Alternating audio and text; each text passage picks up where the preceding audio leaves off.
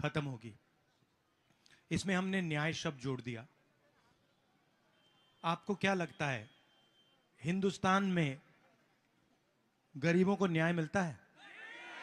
नहीं मिलता। पिछड़ों की आबादी जानते हो आप लोग? देश में पिछड़े कितने हैं? कोई जानता है? 85 तो नहीं है। कोई 23 कह रहा है, कोई 85 कह रहा है, कोई 60 कह रहा है, कोई 70 कह रहा है, कोई 80 कह रहा है, 100% कोई कह रहा है। मगर सच्चाई यह है कि आपको नहीं मालूम। पिछड़े कितने हैं नहीं मालूम, दलित कितने हैं नहीं मालूम, आदिवासी कितने हैं नहीं मालूम, जनरल कास्ट के कितने नहीं मालूम, माइनॉरिटी कितने नहीं मालूम। बात भागीदारी की होती है। सब लोग कहते हैं भागीदारी मिलनी चाहिए, मगर अगर आपको यही नहीं मालूम कि कौन कितने हैं तो भागीदारी कैसे होगी? सवाल ही नहीं उठता। 50% पिछड़े हैं तकरीबन, कहा जाता है, कोई जानता नहीं है, मगर तकरीबन 50% पिछड़े हैं। तकरीबन 8% आदिवासी हैं, 15% दलित हैं, 15% माइनॉरिटी है। कितना बनता है? 50, 15 और 15 30, 80 हो गए।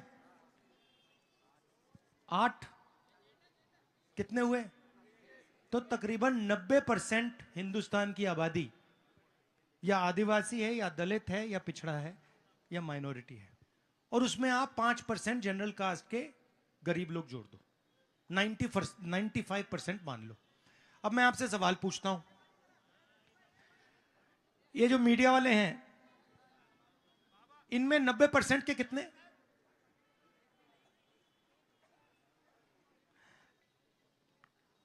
मीडिया के मालिकों की लिस्ट निकालो, मैंने निकाली है। उसमें आपको एक पिछड़ा नहीं मिलेगा, एक दलित नहीं मिलेगा, एक आदिवासी नहीं मिलेगा। 90% का आपको वहां कोई नहीं मिलने वाला।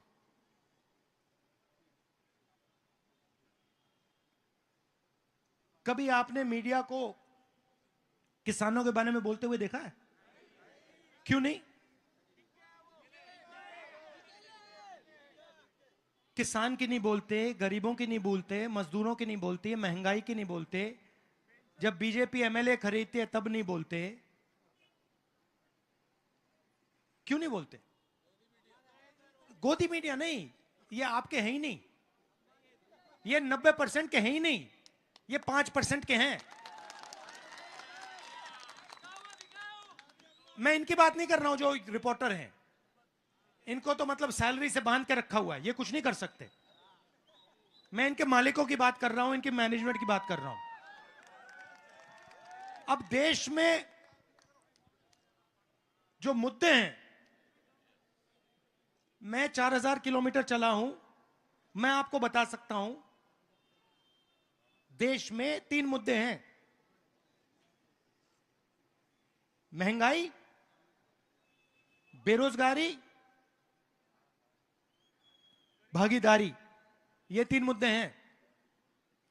लाखों लोगों से मैं मिला, सबने यही कहा। किसान कहता है आलू का चिप्स का पैकेट, उसमें आधा आलू होता है,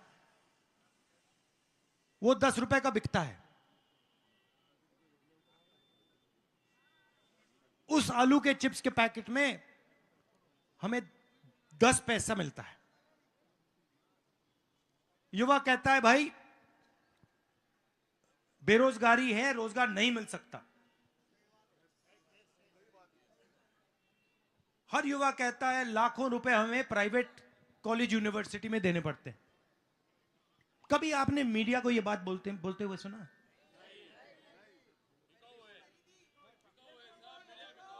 नहीं। देखिए, बिका बिका अलग बात है।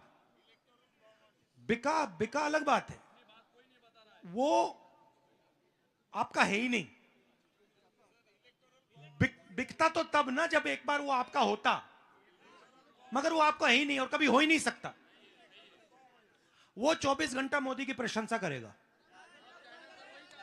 24 घंटा। विपक्ष का आपको उस पर कोई नहीं दिख सकता, ठीक है? तो आपकी मीडिया में भागीदारी नहीं है। अब मुझे बताइए, हिंदुस्तान की 200 सबसे बड़ी कंपनी, उनके मालिकों की लिस्ट निकालिए, अदानी अंबानी, उसमें मुझे बता दो, उसमें मुझे बता दो उन मालिकों की लिस्ट में पिछड़े, दलित, आदिवासी कितने? 90% में से आपको वहां एक नहीं मिलेगा, एक नहीं मिलेगा। सीनियर मैनेजमेंट की लिस्ट निकालो, उसमें आपको कोई गरीब जनरल कास्ट का नहीं मिलेगा, कोई पिछड़ा नहीं मिलेगा, कोई दलित नहीं मिलेगा, कोई आदिवासी नहीं मिलेगा, कोई माइनॉरिटी नहीं मिलेगा। 3-4 पर अभी कहूंगा आपके इलेक्टोरल बॉन्ड पे 3-4% के लिए पूरा का पूरा सिस्टम चलता है। मीडिया का सिस्टम उनका, कॉर्पोरेट सिस्टम, कंपनियों का सिस्टम उनका, सरकार का सिस्टम भी उनका। नहीं, अभी मुझे बोलने दे भाई बाद में बोल। तो वो भी आ रहा हूं, आपका ही प्रयोग करके ये समझाऊंगा। आप इधर आ जाओ, पहले साइड में आ जाओ। नाम क्या आपका? नाम क्या आपका? संतोष पाटिल। अभी 2 मिनट ठहर जाइए, आप 2 मिनट ठहर जाइए, मैं ईडी आपको समझाऊंगा अभी। तो मीडिया में आपका कोई नहीं, बड़ी बड़ी कंपनियों में आपका कोई नहीं। दिल्ली की सरकार को 90 लोग चलाते हैं। कौन चलाते हैं दिल्ली की सरकार को? आईएएस अफसर चलाते हैं, 90 हैं। वो हिंदुस्तान का पूरा बजट बांटते हैं। इस सड़क के लिए कितना पैसा गया, उन्होंने निर्णय लिया। हाईवे कहां बनेगी, वो डिसाइड करते हैं। अग्निवीर होगा नहीं होगा, वो डिसाइड करते हैं। शिक्षा में कितना पैसा जाएगा, वो डिसाइड करते हैं। 90 में से पिछड़े कितने, दलित कितने, आदिवासी कितने, बताओ? 90 में से 3 पिछड़े, आबादी 50%, 90 में से 3 आपके। 15% दलितों की आदिवासी, दलितों की आबादी, 90 में से 3 उनके। आदिवासियों की आबादी 8%, 90 में से 1 उनका। और अगर बजट में 100 रुपए खर्च होते हैं तो ये सारे के सारे मिलाकर, दलित, आदिवासी, पिछड़े सारे मिलाकर 100 रुपए में से 6 रुपए का निर्णय लेते हैं। बजट का 6 रुपए संभालते हैं। आबादी 90%, बजट की हिस्सेदारी 6%।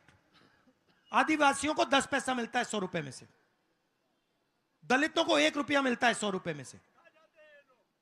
वो ही 2-3-4% लोग, उनके बीच में सब चल रहा है।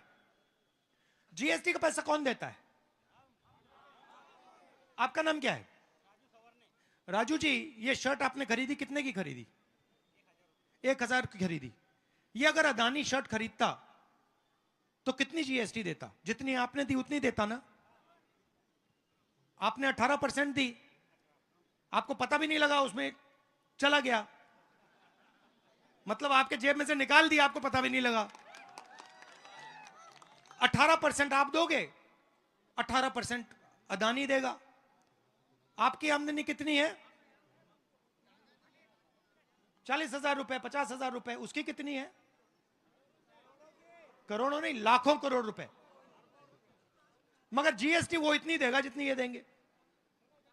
सड़क ले जाएगा आपकी, एयरपोर्ट ले जाएगा, पोर्ट ले जाएगा, किसानों का अनाज ले जाएगा, स्टोरेज फैसिलिटी ले जाएगा, सब उठा के ले जाएगा। ट्रेन ले जाएगा, रेलवे ले जाएगा, प्राइवेट कॉलेजेस, यूनिवर्सिटी सब उठा के ले जाएगा। पैसा किसका? आपका। और आप देखते जा रहे हो, आप देखते जा रहे हो। आ जाओ ऊपर, मैं दिखाता हूं आपको। आ जाओ, यहां आ जाओ। अब इन्होंने आ जाओ, जो ऊपर खड़े जाओ। अब देखो मैं आपको दिखाता हूं हिंदुस्तान की सरकार। हाँ खड़े हो जाए। क्या पूरा नाम क्या आपका? यहां बैठ जाओ, यहां बैठो। पूरा नाम क्या आपका? हाँ, संतोष यशवंत पाटिल। संतोष पाटिल जी ने ईडी सीबीआई की बात की है ना भाई? आपने कहा ना कि ईडी सीबीआई का प्रयोग होता है। अब मैं आपको समझाता हूं कैसे होता है। जरा खड़ा होइए। अब देखिए, ये हिंदुस्तान की जनता है, ठीक है? सबसे पहले अगर आपको इनका जेब काटना हो तो सबसे पहले आपको क्या करना पड़ेगा? नहीं, कैंची तो बाद में आएगी। सबसे पहले क्या करना पड़ेगा? पहले इसका ध्यान उधर उधर करो, ठीक है? अब देखो भैया, एक काम करो, वो देखो, उधर देखो, वो देखो भैया, मोदी समुद्र के नीचे है। भैया वो उधर देखो, भैया उधर देखो, वो देखो मोदी सी प्लेन पे उड़ रहा है। भैया उधर देखो, भैया वो देखो पाकिस्तान की ओर देखो। अच्छा भैया यहां देखो, चाइना की ओर देखो। तो इसका ध्यान पहले इधर उधर करेंगे। कौन करेगा? नरेंद्र मोदी करेगा। उसके बाद पीछे से अदानी आएगा, जेब काटेगा। अच्छा ये मुझे देना, डंडा देना, झंडा उतार दो इससे। ये वाला दे दो, छोटा वाला दे दो। ये दे दो, ये दे दो, ये दे दो। तो मोदी ध्यान इधर उधर करेगा, राइट? अदानी पीछे से जेब काटेगा और अमित शाह यूं डंडा पकड़ के ED CBI income tax department लेके मारेगा। किसको मारेगा? इसी को मारेगा। अगर इसने चू किया उसको मारेगा। तो यही हो रहा है। आपका जीएसटी का पैसा है, आपकी भागीदारी कहीं नहीं है। आप कुछ कहो तो ईडी सीबीआई इनकम टैक्स लग जाता है, पिटाई हो जाती है, पुलिस वाले मार देते हैं। और मजा किसको आ रहा है? अदानी अंबानी। ये मोबाइल फोन पे कितने घंटे रहते हो आप? कितने कितने घंटे चलाते हो इसको? ये जो व्हाट्सएप देखते हो, ये रील देखते रहते हो, कितने घंटे चलाते हो? 5 घंटे। आपका टाइम, नाम क्या तुम्हारा? जादव। गौरव। गौरव, आप कितना समय देते हो मोबाइल पे? सच बोलो। 7 से 8 घंटे। 7 से 8 घंटे आप रील देखते हो, अपने दोस्तों को भेजते हो, इंस्टाग्राम पे जाते हो, फेसबुक पे जाते हो, है ना? यह ध्यान भटकाना तो हुआ। आपको रोजगार नहीं देते, महंगाई बढ़ती जाती है और आप रील देखते हो। जब आप रील देखते हो, पैसा किसके जेब में जाता है? उन्हीं के जेब में जाता है। जियो, जियो, जियो और आप लोग मरो। जियो और आप लोग मरो। यही है। तो इसीलिए सबसे पहला ऐतिहासिक कदम, चोट लगती है किसी को, चोट लगती है तो डॉक्टर पहले क्या करता है? एक्सरे कराता है ना। कहता है भैया देखो आपका हाथ टूटा है, इधर आओ एक्सरे कराओ। तो मैं वही कह रहा हूं, ऐतिहासिक क्रांतिकारी कदम, जाति जनगणना देश का एक्सरे। और जाति जनगणना के साथ इकोनॉमिक फाइनेंशियल सर्वे। और पुराना सर्वे जैसा नहीं, मैं करवाऊंगा। और मैं बताता हूं कैसे कराऊंगा। सबसे पहले सबको पता लग जाएगा किसकी गिनती कितनी है। दलितों को पता लग जाएगा, आदिवासियों को, पिछड़ों को, जनरल कास्ट, माइनॉरिटी, सबको पता लग जाएगा। ठीक है? दूसरा कदम, जो हिंदुस्तान को सोने की चिड़िया कहा जाता है, अगला स्टेप होगा ये धन किसके हाथ में है? क्या पिछड़ों के हाथ में है, गरीब जनरल कास्ट के हाथ में है, दलितों के हाथ में है, आदिवासियों के हाथ में है, या 2% लोगों के हाथ में? 2%। उसके बाद हिंदुस्तान की हर संस्था, चाहे वो प्रेस हो, media, election commission, bureaucracy, private अस्पताल, प्राइवेट कॉलेज, प्राइवेट यूनिवर्सिटी, इन सब में पता लगाएंगे भैया इसमें पिछड़े कितने, दलित कितने, आदिवासी कितने, गरीब जनरल कास्ट के कितने। सही बात है। और फिर सवाल यह पूछेंगे कि अगर 16 लाख करोड़ रुपया नरेंद्र मोदी 22-25 लोगों का माफ कर सकता है,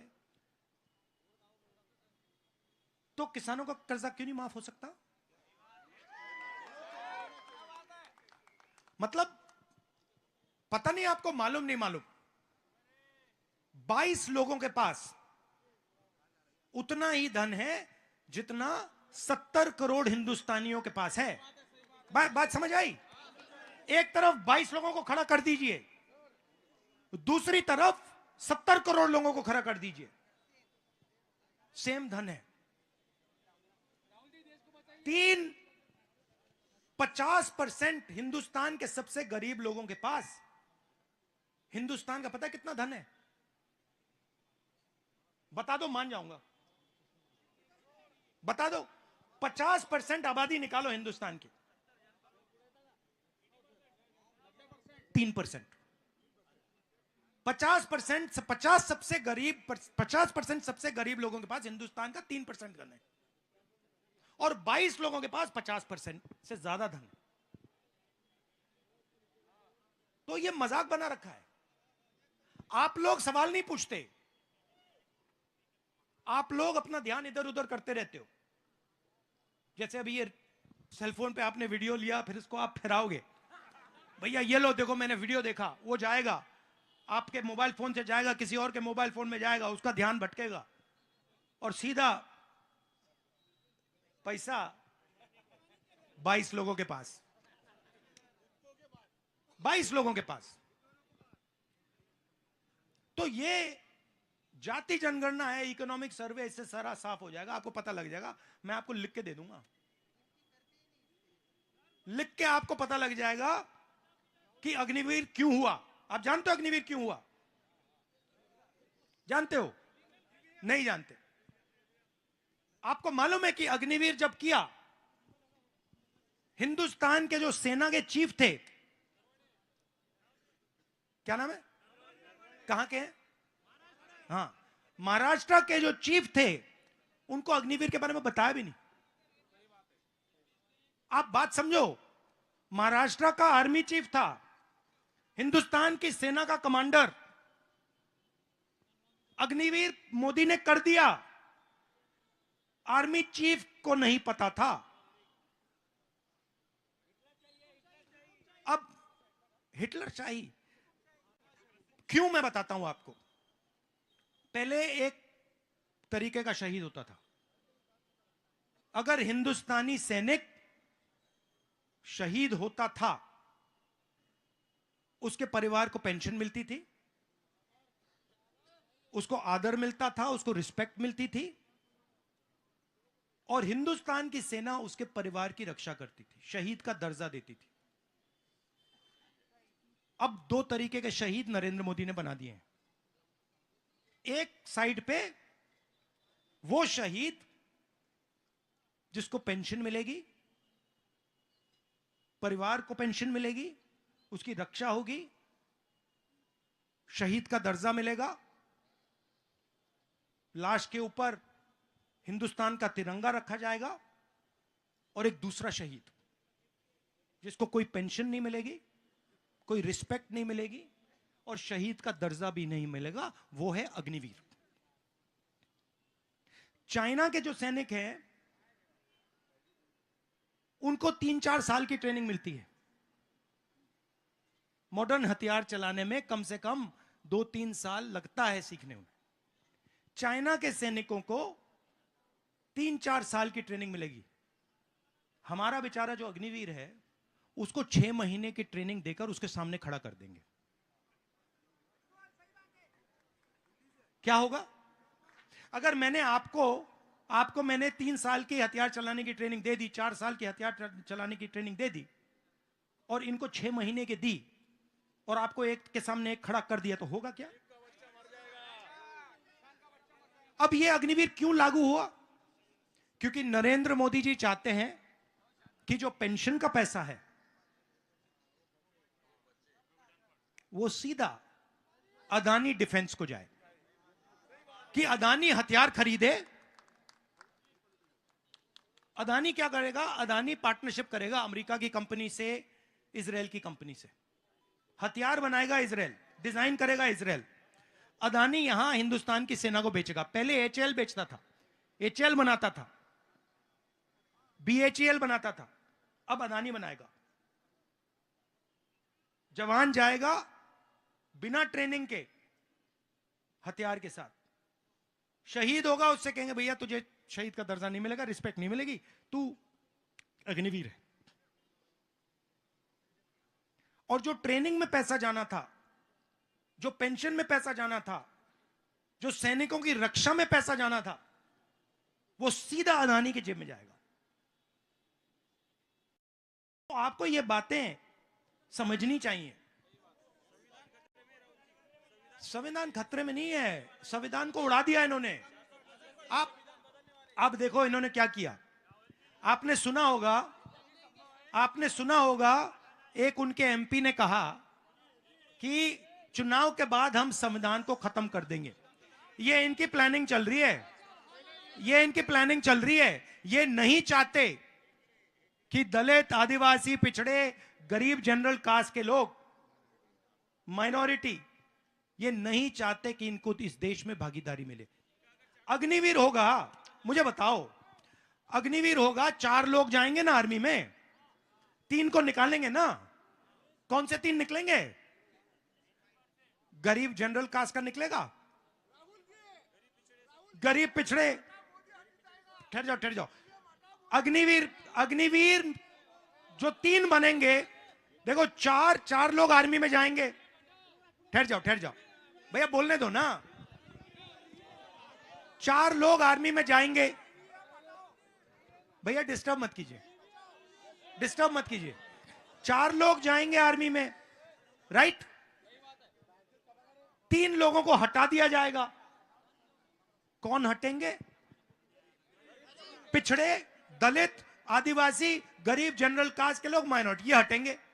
और वही जो 3, 4, 5% लोग हैं, अमीर लोग, उनके बच्चों को सीधा वहां पे अंदर डाल दिया जाएगा।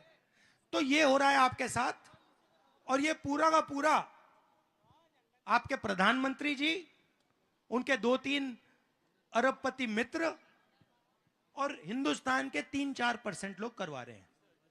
आपके पास 90% लोग हैं, मगर आप सब बटे हुए हो। कोई मोबाइल फोन देख रहा है, आपको लगता है कि ईवीएम है। कुछ ना कुछ तो है ईवीएम में। पहले भैया आपके 90% के पहले 2-3 रास्ते थे। एक पब्लिक सेक्टर था, उसमें आप लोगों को रोजगार मिल सकता था। एक सेना थी, उसमें रोजगार मिल सकता था। वो सब खत्म कर दिया है। आपका एक ही रास्ता बचा है, मनरेगा और कॉन्ट्रैक्ट लेबर, यही काम बचा आपका। पूरा प्राइवेटाइजेशन हो रहा है, और ये सारा का सारा ये मीडिया वाले लोग, नरेंद्र मोदी जी और 2-3 अरबपति मिलके कर रहे हैं। तो ये मैं आपसे कहना चाहता था, इसलिए हमने भारत जोड़ो न्याय यात्रा, न्याय शब्द इसमें जोड़ दिया। आप सबका बहुत बहुत धन्यवाद। जय महाराष्ट्र, नमस्कार।